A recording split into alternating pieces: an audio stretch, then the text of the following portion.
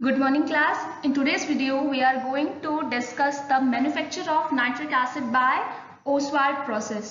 Industrial level पे आपका nitric acid जो है वो जिस प्रोसेस के थ्रू मैन्युफैक्चर होता है वो प्रोसेस आपका ओसवाल्ड प्रोसेस है। ठीक है, लास्ट के तो बेटा ओसवाल्ड प्रोसेस की हेल्प से हमें जो नाइट्रिक एसिड मिलता है वो बेसिकली आपका डाइल्यूट नाइट्रिक एसिड होता है। ठीक, and it consist of only 50% concentration of the nitric acid. Now जो हमारा नाइट्रिक एसिड प्लांट होता है उसमें बहुत सारे चैम्बर्स होते हैं, जैसे कि हमारा कैटालिटिक चैम्बर पहला चैम्बर है हमारा। नेक्स्ट हमारे कूलिंग टावर, इसको हीट एक्सचेंजर भी बोला जाता है।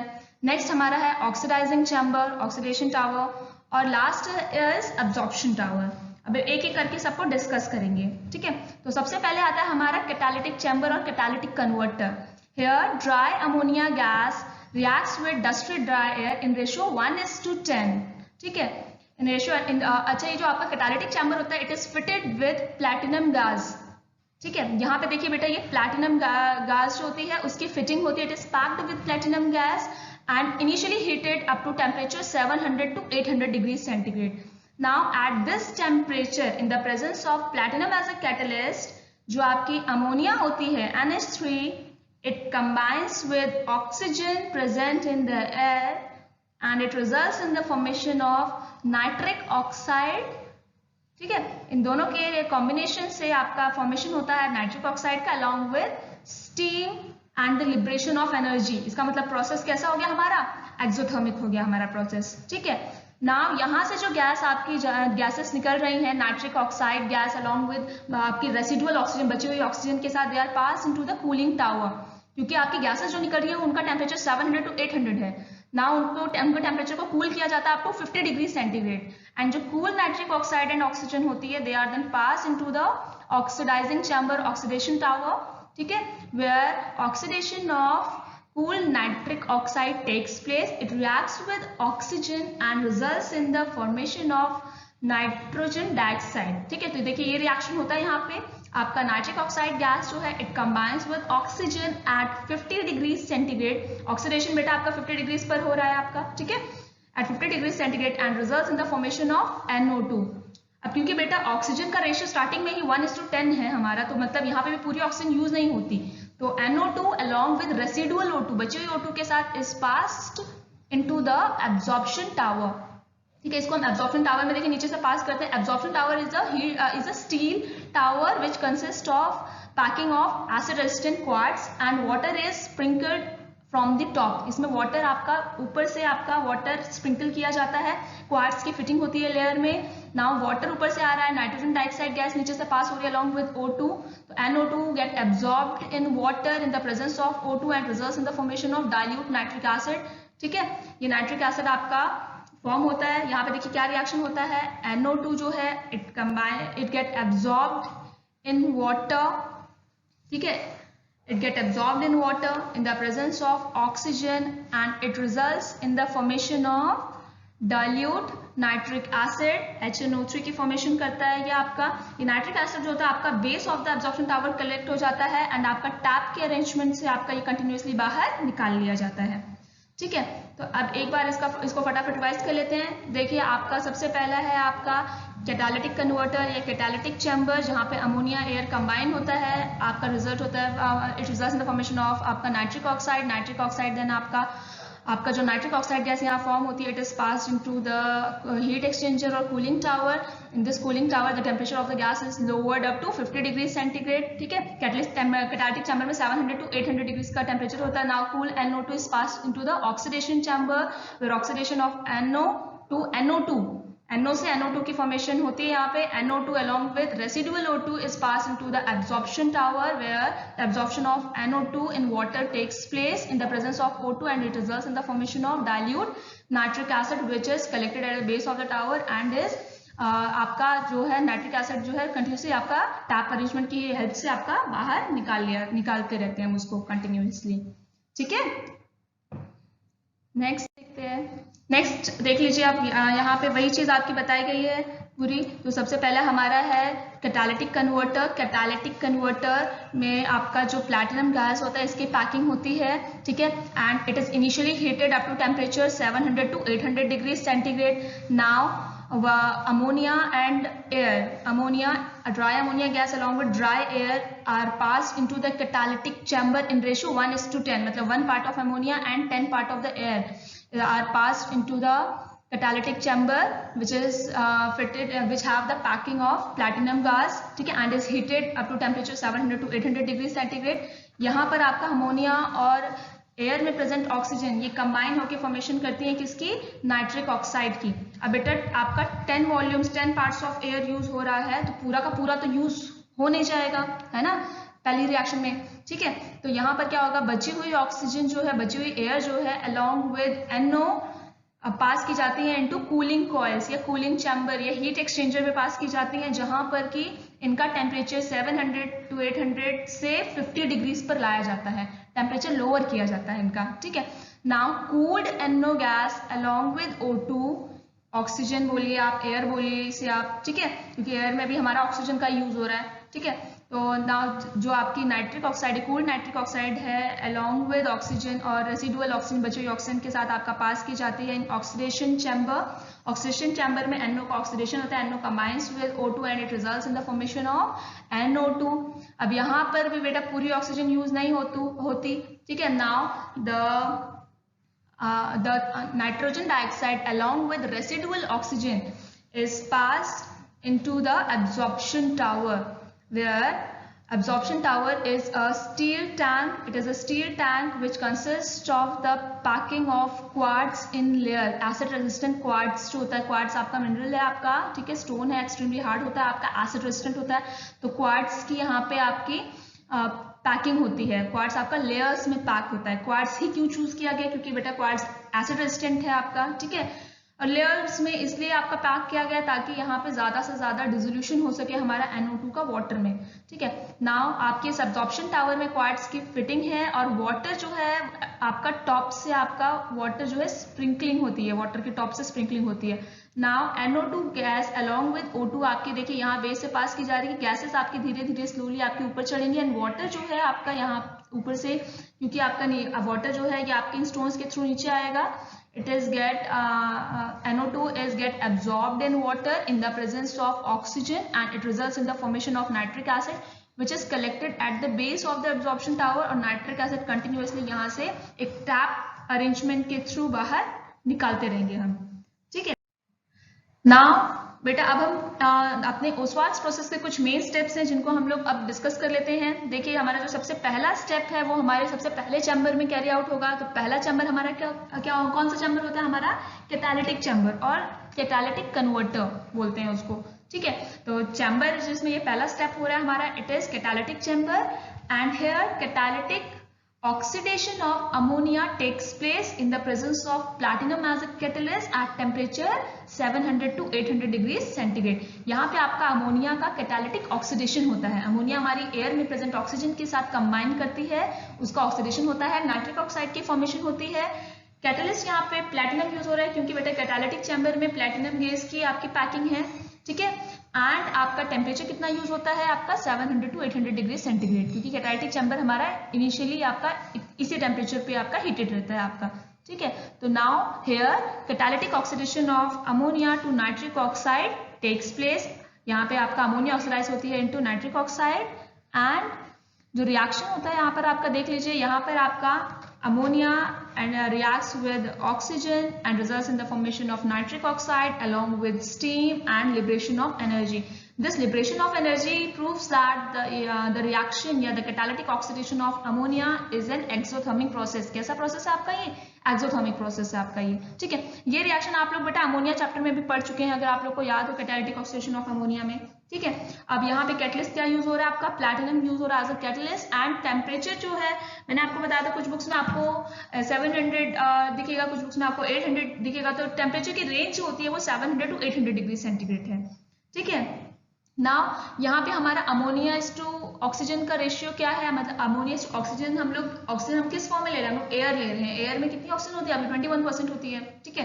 तो हम लोग यहाँ पे अमोनिया इज टू एयर का रेशियो कितना ले रहे हैं, या अमोनिया इज टू ऑक्सीजन, हम लोग बेसिकली एयर में यूज क्या कर रहे हैं, ऑक्सीजन यूज कर रहे हैं. तो अमोनिया इज टू ऑक्सीजन का रेशियो कितना जा रहा है आपका 1:10. 10 जा रहा है आपका, ठीक है। अच्छा बेटा, किसी भी रिएक्शन में हम जो रिएक्टेंट्स यूज करते हैं वो कभी भी आपके 100% यूज नहीं होते हैं आपके, ठीक है। तो यहाँ पे हम कैसे मान लें कि हमारा अमोनिया जो है जितना हम ले रहे हैं पूरा का पूरा यूज हो जा रहा है। ऑब्वियस बात है, पूरा यूज नहीं होगा, कुछ तो आपका बचेगा ही आपका, ठीक है। तो लेकिन आपका क्या है, मोस्टली आपका 95% जो है अमोनिया वो आपका नाइट्रिक ऑक्साइड में कन्वर्ट हो जाता है आपका, ठीक है। तो कन्वर्जन रेशियो देख लीजिए क्या है यहाँ पे, 95% of the ammonia is converted to nitric oxide, ठीक है। और जो बाकी बचा हुआ है आपका वो आपका बर्न होके क्या प्रोड्यूस करता है, आपका नाइट्रोजन एंड स्टीम प्रोड्यूस करता है आपका, ठीक है। नेक्स्ट देखिए आपका क्या है, नेक्स्ट स्टेप है बेटा हमारा oxidation of nitric oxide to nitrogen dioxide. लेकिन इस स्टेप पे जाने से पहले जो गैसेस हमारे कैटालिटिक चैम्बर से निकल रही हैं उनके टेम्परेचर को लो करना जरूरी है, ठीक है, क्योंकि ऑक्सीडेशन का प्रोसेस आपका लो टेम्परेचर पे आपका इजीली कैरी आउट होता है, ठीक है। और ऑक्सीडेशन के बाद नाइट्रिक ऑक्साइड की ऑक्सीडेशन के बाद जो गैस बननी है वो आपकी है नाइट्रोजन डाइऑक्साइड, ठीक है। हाई टेम्परेचर पे आपका नाइट्रोजन डाइऑक्साइड का डिकम्पोजिशन भी हो सकता है, ठीक है। तो बेस हम लोग मेन स्टेप्स अभी डिस्कस कर रहे हैं। तो first step was the catalytic oxidation of ammonia to nitric oxide, the second step is the oxidation of nitric oxide to nitrogen dioxide.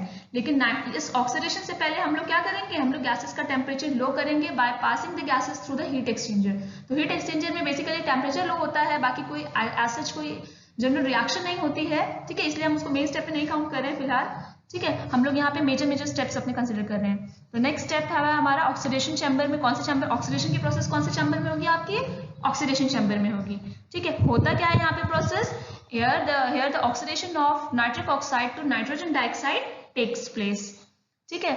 Now reaction क्या होती है बेटा देख लीजिए, here nitric oxide combines with oxygen present in the air and it results in the formation of nitrogen dioxide, ठीक है। और ये प्रोसेस आपका कितने टेम्परेचर पर होता है, ये प्रोसेस आपका होता है एट टेम्परेचर 50 डिग्री सेंटीग्रेड, ठीक है। स्टेप 1 से बेटा जो गैसेस निकल रही थी उनका टेम्परेचर था 700 टू 800 डिग्री सेंटीग्रेड, ठीक है। स्टेप 2 में हमें जो रिएक्शन के लिए टेम्परेचर चाहिए वो कितना चाहिए, अराउंड जो गैसेस है उनका टेम्परेचर कितना चाहिए हमें अराउंड रिएक्शन के लिए 50 डिग्री सेंटीग्रेड का टेम्परेचर चाहिए। तो 700 टू 800 से 50 का टेम्परेचर लाने के लिए हमें क्या करना पड़ेगा, टेम्परेचर लो करना पड़ेगा गैसेस का। इस वजह से सेकंड स्टेप स्टार्ट करने से पहले गैसेस को हीट एक्सचेंजर या कूलिंग चैम्बर से पास किया जाता है, जहां पर कि उनका टेम्परेचर लो किया जाता है, ठीक है। जैसे कि आपकी गैसेस जो आपकी जो नाइट्रिक ऑक्साइड है ये आपकी इजीली ऑक्सीडाइज हो सके इनटू नाइट्रोजन डाइऑक्साइड में, ठीक है। नाउ स्टेप 3 बेटा जो है आपका, अब यहाँ पे हमारी गैस ऑक्सीडाइज भी हो गई। स्टेप 1 में कैटालिटिक ऑक्सीडेशन हुआ अमोनिया का, स्टेप 2 में क्या हुआ, ऑक्सीडेशन हुआ किसका, नाइट्रिक ऑक्साइड का। Now in step 3 involves the absorption of nitrogen dioxide in water. Nitrogen dioxide भी बन गई, अब हमें चाहिए नाइट्रिक एसिड, तो हम क्या करेंगे, नाइट्रोजन डाइऑक्साइड का एब्जॉर्प्शन करवाएंगे वाटर में। तो ये एब्जॉर्प्शन कहाँ होगा, ये एब्जॉर्प्शन कौन से चैम्बर में होगा, एब्जॉर्प्शन टावर में होगा आपका, ठीक है। तो कौन से चैम्बर में होगा हमारा थर्ड स्टेप, एब्जॉर्प्शन टावर में, ठीक है।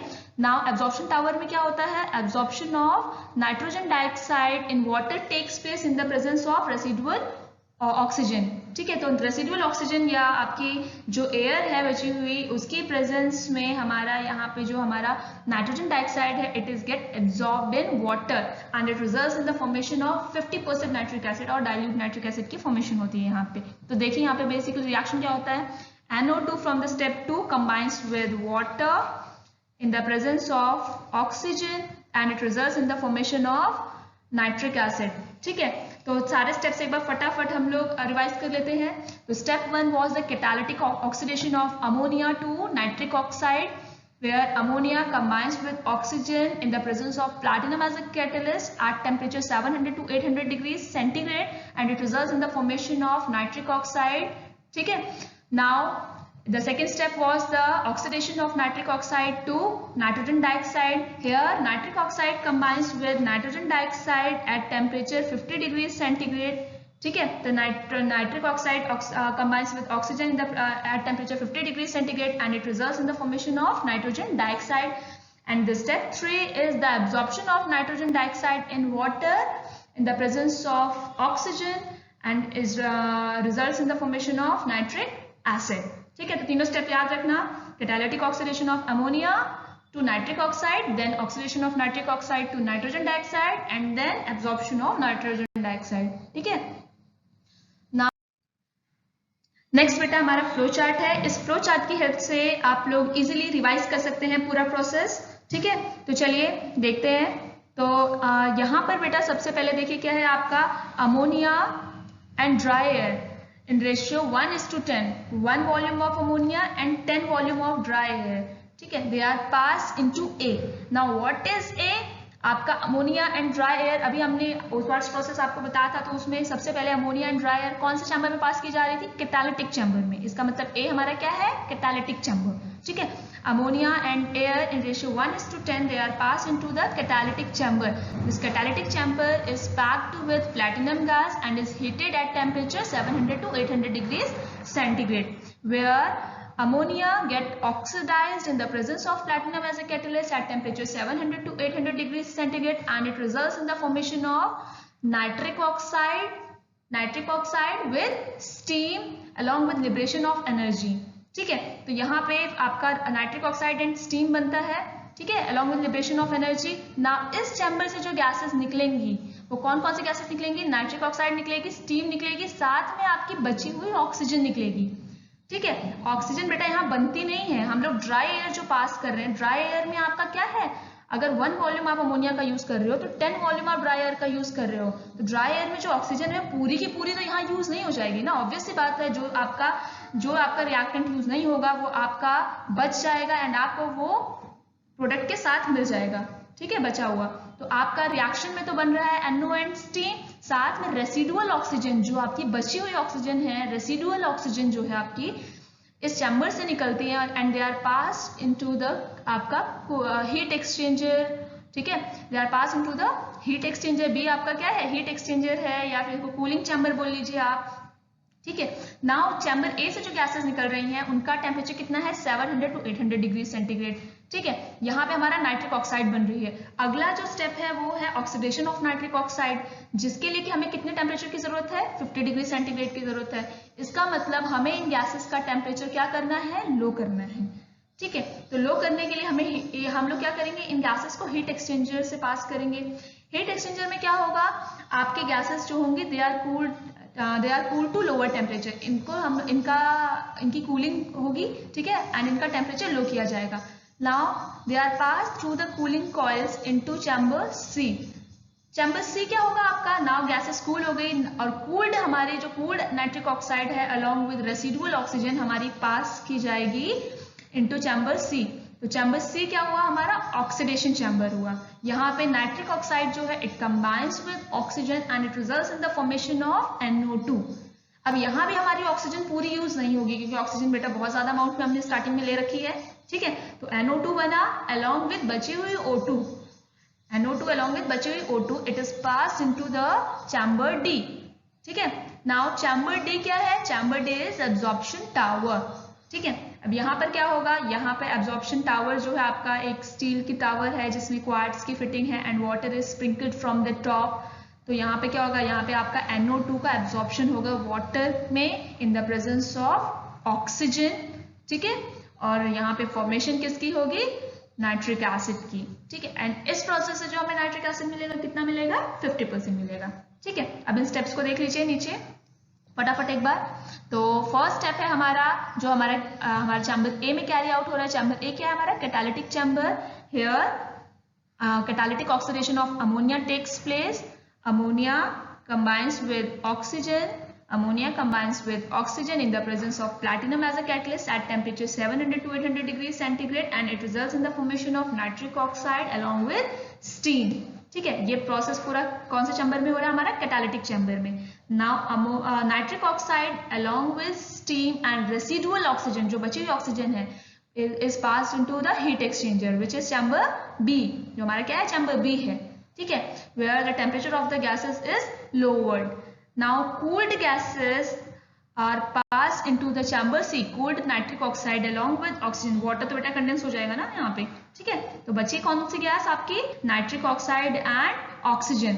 ठीक है, आप लोग कहोगे कि मैम यहाँ पर तो स्टीम भी थी, यहाँ पे स्टीम कहाँ चली गई? बेटा कूलिंग कॉइल्स में टेम्परेचर लो कर रहे हैं तो वाटर लो टेम्परेचर पे क्या हो जाएगा? आपका कंडेंस हो जाएगा। ठीक है, तो cooled nitric oxide along with residual oxygen is passed into the chamber C. chamber C हमारा क्या है? ऑक्सीडेशन चैम्बर है, where oxidation of nitric oxide into nitrogen dioxide takes place.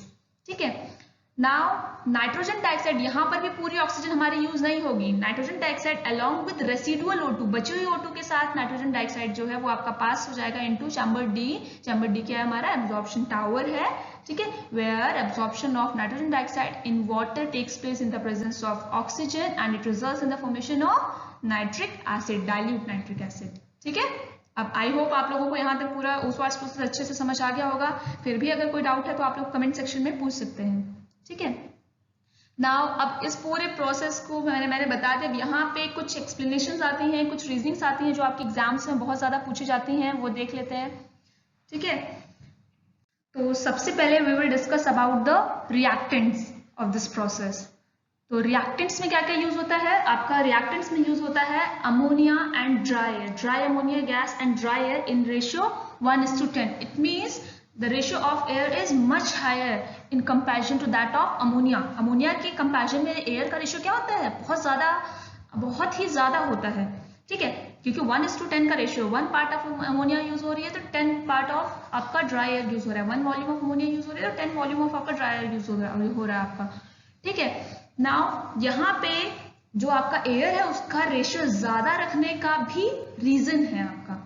क्या रीजन है बेटा? देखिए, आप लोगों ने देखे 3 मेजर स्टेप थे आपके।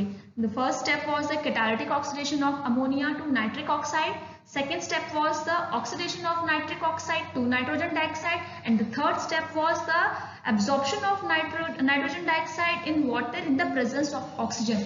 तो देखिए बेटा, तीनों जो बड़े स्टेप्स हैं हमारे, तीनों मेजर स्टेप्स में हमें ऑक्सीजन की जरूरत है।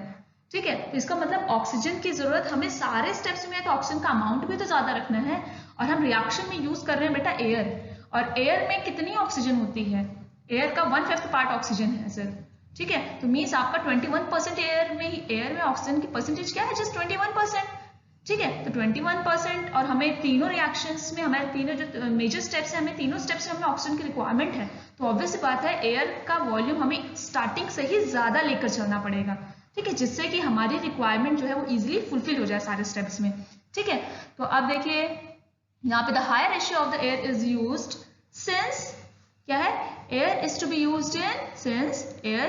Used in all the 3 main reaction और ऑल द 3 मेन स्टेप्स। तीनों मेन स्टेप्स में हमें एयर की जरूरत है।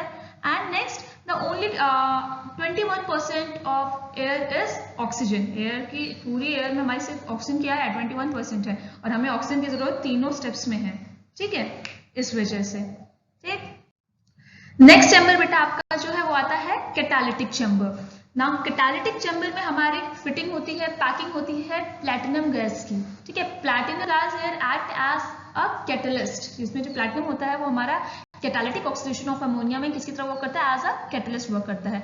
तो देखिए, in catalytic chamber the catalyst platinum gas is only initially heated. अब कैटालिटिक चैम्बर है, उसमें आपकी प्लैटिनम गैस की पैकिंग है। ठीक है, एंड ये जो कैटालिटिक चैम्बर है it is only initially heated. इसको सिर्फ स्टार्टिंग में हीट किया जाता है up to temperature 700 to 800 degree centigrade. And जब एक बार आपका रिएक्शन स्टार्ट हो गया तो आपकी फर्दर हीटिंग नहीं की जाती है। ठीक है, मतलब चैम्बर को बाहर से हीट सप्लाई नहीं की जाती है। क्यों? क्योंकि बेटा आपने पढ़ा था फर्स्ट जो आपका कैटालिटिक चैम्बर है वहां पे क्या होता है? कैटालिटिक ऑक्सीडेशन ऑफ अमोनिया होता है। NH3 get oxidized in the presence of air, ठीक है, into nitric oxide along with steam and liberation of energy। तो आपका कैटालिटिक चैम्बर में एनर्जी लिबरेट हो रही है, और जो एनर्जी लिबरेट हो रही है वो आपका फर्दर टेम्परेचर, आगे की रिएक्शन के लिए जो टेम्परेचर उसको क्या कर रही है? कंट्रोल कर रही है उस चैम्बर के टेम्परेचर को। ठीक है, तो जितनी एनर्जी लिबरेट हो रही है वो आपके सफिशिएंट है आगे का टेम्परेचर मेंटेन करने के लिए आपका, इसलिए बाहर से हीटिंग सप्लाई नहीं की जाती है आपकी। ठीक है, तो अब देखिए in catalytic chamber the catalyst is only initially heated. क्यों? Since the catalytic oxidation of ammonia to nitric acid is an exothermic process, it is an exothermic reaction। ठीक है, आपका जो कैटालिटिक ऑक्सीडेशन होता है अमोनिया का क्या होता है? एक्सोथर्मिक रिएक्शन होता है। ठीक है, तो यहाँ रिएक्शन देख लीजिए आप क्या है। रिएक्शन में देखिए आपकी जो अमोनिया है it combines with oxygen in the presence of platinum as a catalyst at temperature 700 to 800 degree centigrade to form nitric oxide, steam along with liberation of energy। अब यहाँ पे बेटा देखिए एनर्जी लिबरेट हो रही है। एक बार रिएक्शन आपका जब स्टार्ट हो गया तो रिएक्शन स्टार्ट हो गया तो मतलब आपकी हीट लिबरेट होनी शुरू हो गई, ठीक है। और जो हीट लिबरेट हो रही है वो अंदर के टेम्परेचर को वैसे ही मेंटेन करके रखेगी, तो आपको बाहर से हीटिंग सप्लाई करने की जरूरत नहीं है। इस वजह से जो आपका कैटालिटिक चैम्बर है, ठीक है, जो आपका कैटालिटिक चैम्बर में जो आपका कैटलिस्ट है, it is only initially heated, ठीक है। सिर्फ स्टार्टिंग में हीट किया जाता है जब तक कि रिएक्शन आपका स्टार्ट नहीं होता, और जब रिएक्शन स्टार्ट हो जाता है फर्दर हीटिंग आपकी स्टॉप कर दी जाती है, ठीक है, क्योंकि जो हीट जनरेट होती है ड्यूरिंग द रिएक्शन वो आपकी मेंटेन करके रखती है फर्दर टेम्परेचर को, ठीक है। तो नाउ ये देख लीजिए आप, this reaction is carried out in the presence of platinum as a catalyst at temperature 700 to 800 degrees temperature, ठीक है, where ammonia get oxidized in the presence of oxygen and it results in the formation of nitric oxide along with steam and liberation of energy, ठीक है। Now देखिए अब reason है यहाँ पे, since this reaction is exothermic in nature, the electrical heating is done only initially। अब आपका exam में क्वेश्चन आता है why electrical heating is done only initially during catalytic oxidation of ammonia। ये पूछा जाता है कि आपका during catalytic oxidation of ammonia आपकी जो हीटिंग है only initially क्यों की जाती है उस वास्ट प्रोसेस में। तो क्यों की जाती है, क्योंकि बेटा जो आपका प्रोसेस है, the process is exothermic, the heat liberated maintains the further reaction, ठीक है। तो वही चीज आएगी, since the reaction is exothermic is in nature, the evolved heat maintains the further temperature of the reaction, ठीक है। नेक्स्ट चैम्बर हमारा आता है हमारा ऑक्सीडेशन चैम्बर, ठीक है। नाउ जो गैसेस हमारे कैटालिटिक चैम्बर से आ रही हैं उनका टेम्परेचर कितना है आपका 700 to 800 डिग्री सेंटीग्रेड, और ऑक्सीडेशन चैम्बर में अभी उस वास्ट प्रोसेस में हमने देखा कि ऑक्सीडेशन चैम्बर में आपका नाइट्रिक ऑक्साइड का ऑक्सीडेशन होता है इनटू नाइट्रोजन डाइऑक्साइड, ठीक है। और इस ऑक्सीडेशन को कैरी आउट कराने के लिए हमें कितने टेम्परेचर की जरूरत होती है 50 डिग्री सेंटीग्रेड। तो मतलब जो गैसेस निकल रही है उनका टेम्परेचर 700 to 800 है, एंड ये oxidation of nitric oxide into nitrogen dioxide takes place at 50 degree centigrade. तो हमें बीच में जो गैसेस का टेम्परेचर है उसको लो करना है, ठीक है, वो टेम्परेचर कम करने की जरूरत है। तो उसके लिए क्या होता है, कैटालिटिक चैम्बर से जो गैसेस निकलती हैं उनको हीट एक्सचेंजर या कूलिंग टावर से पास किया जाता है, ठीक है, where the temperature of the gases is lowered and the cooled gases are then passed into the oxidation chamber, ठीक है। तो यहाँ देखिए आपका, तो जो गैसेस आपकी कैटालिटिक चैम्बर से निकल रही हैं उनका टेम्परेचर अराउंड 700 to 800 है, ठीक है, and they are first pass into the cooling coils, ठीक है, where the temperature of the gases is lowered, ठीक है। नाउ अब जो कूल्ड गैसेस वहां से निकलेंगी they are then pass into the oxidation chamber where the cooled nitric oxide gas combined with oxygen at temperature 50 degree centigrade and it results in the formation of nitrogen dioxide। तो reaction देख लीजिए आपकी क्या होती है यहाँ पे आपकी रिएक्शन जो होगी वो होगी, देखिए बेटा, nitric oxide will combines with oxygen and it results in the formation of nitrogen dioxide, ठीक। नाउ अब ये टेम्परेचर लो करने की क्या जरूरत है, हम हाई टेम्परेचर पे क्यों नहीं करवा रहे हैं रिएक्शन। तो रीजन देख लीजिए, रीजन बेटा ये है कि आपका लो टेम्परेचर पे जो है ऑक्सीडेशन का प्रोसेस इजीली कैरी आउट हो सकता है, ठीक है। लो टेम्परेचर पे दो रीजन है इसके, एक तो आपका पहला रीजन ये है कि at low temperature oxidation process carried out easily, and second thing is that the decomposition of nitrogen dioxide, जो आपका प्रोडक्ट बन रहा है इधर nitrogen dioxide, it may gate decompose at high temperature. अगर आप टेम्परेचर ज्यादा रखोगे तो प्रोडक्ट जो है वो आपका डिकम्पोज हो जाएगा, तो इसके डिकम्पोजिशन के चांसेस को मिनिमाइज करने के लिए टेम्परेचर क्या किया जाता है आपका लो किया जाता है, ठीक है। तो the low temperature is used since it facilitates the easy oxidation of nitric oxide, and the second thing is that it minimizes the chances of decomposition of the product nitrogen dioxide which may takes place at high temperature, and this is again a very important point, ठीक है। और ये बहुत frequently asked questions है आपके pre boards and boards में कि why the temperature of the gases is lower before entering into the oxidation chamber in Oswald's process। तो क्यों जो है आपका गैसेस का टेम्परेचर लो किया जाता है, तो ये दो रीजंस रहेंगे, इनको अच्छे से याद कर लीजिएगा आप लोग, ठीक है। तो हमारा नेक्स्ट चैम्बर है हमारा बेटा हमारी absorption tower. Now absorption tower में क्या होता है कि जो गैसेस आपकी ऑक्सीडेशन चैम्बर से निकल रही हैं, जो ऑक्सीजन चैम्बर से कौन कौन सी गैसेस निकल रही है आपकी, nitrogen dioxide along with residual O2। हमारी नाइट्रोजन डाइऑक्साइड जो है वो बची हुई ऑक्सीजन या बची हुई एयर के साथ हमारी पास कर दी जाती है into absorption tower. Absorption tower जो है वो basically it is a steel tank in which quartz is fitted in layers and water is sprinkled from the top. अब यहाँ पे क्वार्ट्स को ही हमने क्यों एज अ मटेरियल चूज किया है, क्वार्ट्स को क्यों चूज किया और उसको लेयर्स में क्यों फिट किया है, इसके भी रीजन है आपके। तो फर्स्ट थिंग कि हमने क्वार्ट्स को ही क्यों चूज किया है, क्वार्ट्स को इसलिए चूज किया है बेटा क्योंकि क्वार्ट्स जो होता है हमारा, वो क्या होता है, हमारा एसिड रेजिस्टेंट होता है, ठीक है। क्योंकि हमारा प्रोडक्ट इधर क्या बनना है, नाइट्रिक एसिड बनना है। Nitric acid is highly corrosive in nature. अगर कोई और मटेरियल हमने चूज किया तो आपका नाइट्रिक एसिड इसके ऊपर क्या कर लेगा, अटैक कर देगा, उसको कॉरोड कर देगा। इस वजह से हमने क्वार्ट्स को चूज किया है। क्वार्ट्स आपका एसिड रेजिस्टेंट है, ठीक है, और उसको लेयर्स में फिट किया है। लेयर्स में फिट करने का रीजन ये है कि आप लोगों ने अभी आप लोग को दिखाया था, ये जो आपको एक इधर एनिमेशन दिखाया था, उसमें आप लोगों ने देखा था कि आपकी जो नाइट्रोजन डाइऑक्साइड है ये बेस से पास की जा रही है, जबकि water is being sprinkled from the top. तो होता क्या है कि जब बेस से आपकी गैसेस ऊपर चढ़ेंगी तो उनका मूवमेंट स्लो हो जाएगा। बेटा क्वार्ट्स जब लेयर्स में पैक्ड है तो आपका नाइट्रोजन डाइऑक्साइड जो है वो स्लोली मूव करेगी अपवर्ड डायरेक्शन में, ठीक है। इससे क्या होगा, वाटर आपका टॉप से स्प्रिंकल किया जा रहा है तो आपका ज्यादा से ज्यादा सॉल्वेशन, ज्यादा से ज्यादा डिसोल्यूशन होगा आपका नाइट्रोजन डाइऑक्साइड का वाटर में, ठीक है। तो देख लीजिए यहाँ पे क्या होता है, यहाँ पे जो गैसेस आपकी ऑक्सीडेशन चैम्बर से आपकी निकल रही हैं, ठीक है, वो आपकी एब्जॉर्प्शन टावर में एंटर करती है। एब्जॉर्प्शन टावर में क्वार्ट्स की फिटिंग है, क्वार्ट्स को लेयर्स में पैक किया गया है, ठीक है। एंड क्यों, क्योंकि बेटा देखिए रीजन यहाँ पे मेंशन है आपका, because it slows down the movement of gases. Layers में क्यों फिट किया गया है क्वार्ट्स को, क्योंकि because it slows down the movement of gases NO2 entering from the below and initiates the better solvation, initiates the better solvation of nitrogen dioxide in water, ठीक है। Now अब देखिए ये होती क्या है आपकी एब्जॉर्प्शन टावर। बेसिकली आपको बता दिया मैंने कि ये स्टील टैंक होती है जिसमें क्वार्ट्स की फिटिंग होती है, ठीक है। और जो क्वार्ट्स जो है उसको क्यों चूज किया है, क्योंकि क्वार्ट्स हमारा जो है एसिड रेजिस्टेंट है, ठीक है। एंड वाटर को आपका टॉप से आपका वाटर स्प्रिंकल किया जाता है आपका, ठीक है।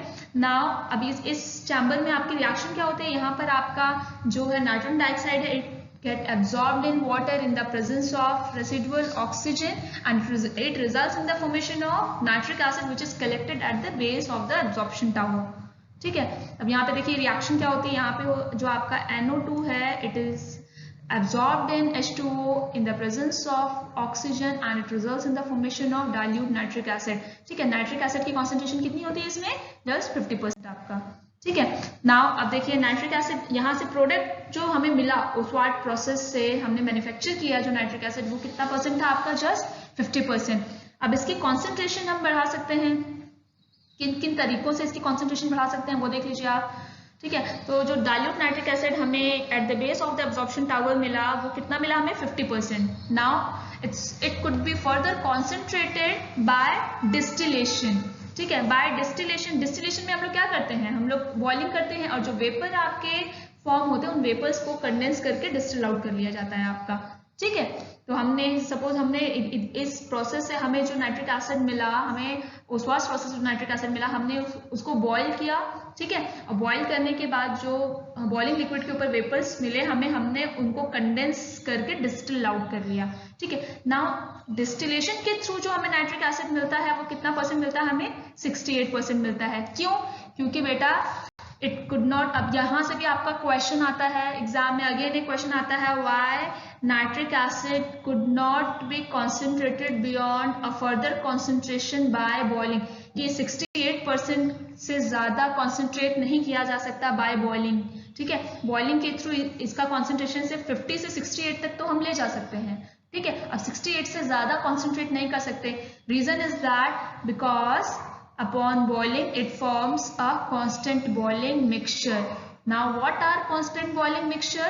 बेटा constant boiling mixtures आपके वो mixtures होते हैं जिनमें जो concentration होता है liquid phase का and vapor phase का, boiling liquid and उस boiling liquid के ऊपर जो vapors बन रहे हैं उनका concentration equal होता है। मतलब सपोज जैसे हमने स्टार्टिंग में लिया था, हमने 50% हमने नाइट्रिक एसिड लिया था बॉइल करने के लिए, हमने एक फ्लास्क लिया, उस फ्लास्क में हमने 50% नाइट्रिक एसिड लिया, तो कॉन्सेंट्रेशन एसिड का कितना है, 50% है, और वाटर भी कितना है, बचा हुआ बाकी का क्या है, वाटर है, वाटर भी 50% है आपका, ठीक है। तो 50% एसिड एंड 50% वाटर दोनों बराबर हैं आपके, ठीक है। नाउ अब हुआ क्या, धीरे धीरे आपके जो है वेपर्स फॉर्म होने लगे, ठीक, बॉइलिंग के थ्रू।